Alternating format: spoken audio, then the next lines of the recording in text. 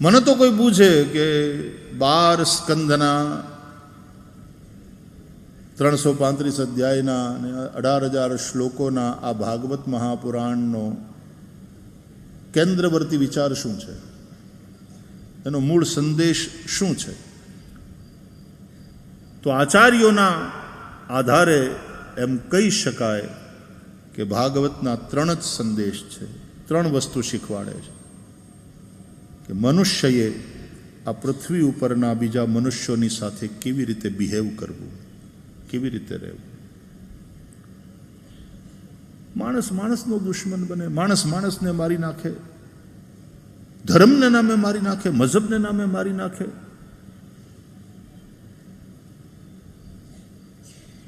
હિંસાને પુણ્ય સમજે.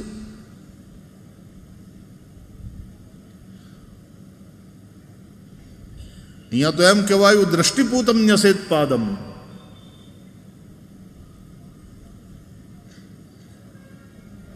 કીડી પણ ચગદાઈને મરી જાય તો એની હિંસાથી દુભાય.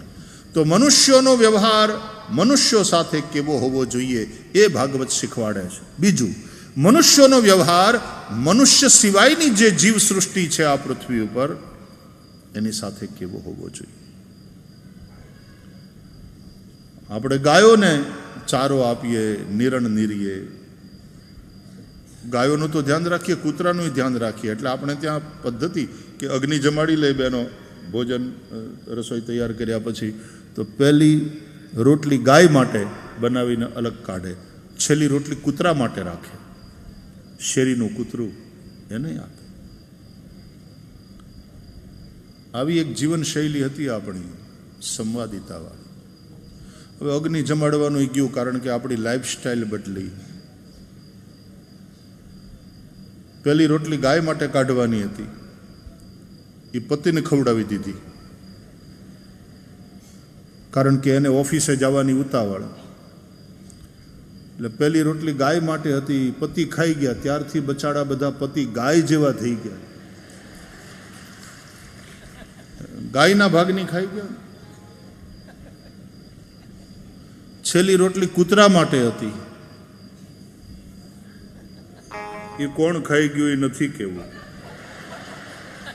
આપણે ઝઘડા થઈ જાય.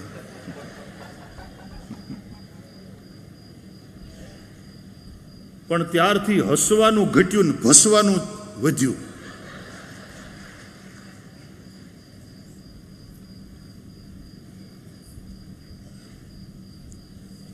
મનુષ્યની જાતે, મનુષ્ય સિવાયની જે જીવ સૃષ્ટિ છે પૃથ્વી ઉપર એની સાથે કેવી રીતે રહેવું ભાગવત એ શીખવાડે છે.